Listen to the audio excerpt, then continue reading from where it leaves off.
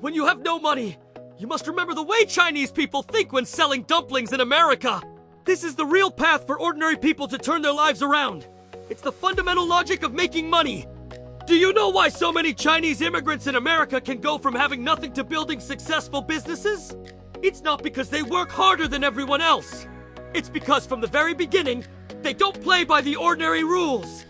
After researching countless cases of people rising from the bottom, I discovered one harsh truth. Poor people sell their labor. Rich people sell systems. A Chinese mother in America divided $4,000 among her for children, giving each $1,000, and told them to start a dumpling business. The eldest son was the hardest working one. He bought flour, mixed the filling, wrapped the dumplings himself, and woke up at 4 a.m. every day to set up a stall near a residential area. He sold each dumpling for $1.50 and made about $3,000 a month. Sounds decent, right? But he slept less than 5 hours a day. His hands were covered in chilblains. And if he got sick, his income for that day dropped to zero. His income ceiling was literally how many dumplings one person could wrap. This is the essence of the labor trap. Your time is limited, so your income will always have a ceiling. Remember this. Trading time for money is the worst way to build wealth. The second son didn't make dumplings himself. He used his $1,000 to rent a used van, drove around every day collecting dumplings from different Chinese shops, added 50 cents to each one, and sold them in bulk to office buildings and factory cafeterias. He sold 1,000 dumplings a day and made $12,000 a month. Why? Because the second son wasn't selling dumplings. He was selling channels and information gaps. He connected scattered supply with concentrated demand and pocketed the difference. This is the core of supply chain thinking. Don't produce, just integrate. You don't need to know how to make it. You only need to know who makes it well and who wants to buy it. The third son played at an even higher level. He went straight to the manager of a large company cafeteria and signed a long-term contract. I'll supply breakfast for you every day. Each dumpling will be 30 cents cheaper than market price. But you have to pay monthly in advance. The cafeteria was worried he might run away. So he used his second brother's physical stall as collateral and successfully got $200,000 in advance payment.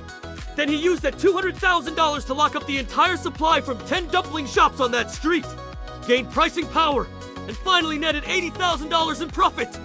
He didn't wrap a single dumpling or drive a single delivery. This is the essence of financial leverage. First, use other people's trust to get cash flow. Then use cash flow to build a monopoly. And finally, harvest profits with that monopoly. Empty-handed white wolf isn't a scam. It's high-level business thinking. The fourth son was the most brilliant. Seeing his 3 siblings busy with dumplings, he turned around and approached flour mills and meat suppliers, saying, I have stable dumpling shop customers. If you want to enter this market, give me an 8% commission for every successful deal I introduce. He didn't touch a single dumpling, didn't invest a single extra cent, and didn't drive a single van. But every month he earned more than the first 3 combined. He was selling resource connections. He was selling the right to set the rules. He turned himself into the invisible platform of this entire industry chain. This is platform thinking. Don't join the competition. Create the rules. Let others play in the arena you built, and you collect the toll fees. The eldest son sold his labor and made $3,000 a month, working himself to exhaustion. The second son sold channels and easily made 3 times more. The third son sold leverage and caught money with empty hands. The fourth son sold resources and made money while lying down, earning more than the first 3 put together. Here are a few fundamental principles you must remember. 1. The essence of making money is value exchange, not selling your time. The more resources you can integrate, the more money you can make. It has little to do with how hard you work. 2. Low-dimensional hard work cannot solve high-dimensional problems. Working overtime until the early morning every day is not as good as spending 1 hour figuring out your business model. 3. Your income will never exceed your level of understanding. If your mindset doesn't upgrade, no matter how hard you work, you're just spinning your wheels. 4. Poor people's mindset is selling products. Rich people's mindset is selling systems. While you're still thinking about how to sell 1 dumpling, smart people are already thinking about how to build a system that lets others sell dumplings for them. What level of business are you running right now? Drop a comment and tell me your situation. If you're still making money by selling your time, then what you need most right now is not to work harder. It's to upgrade your dimension. Find the resources you can integrate. Find the upstream and downstream you can connect. And find the position where you can set the rules. This story about selling dumplings in America isn't really about dumplings.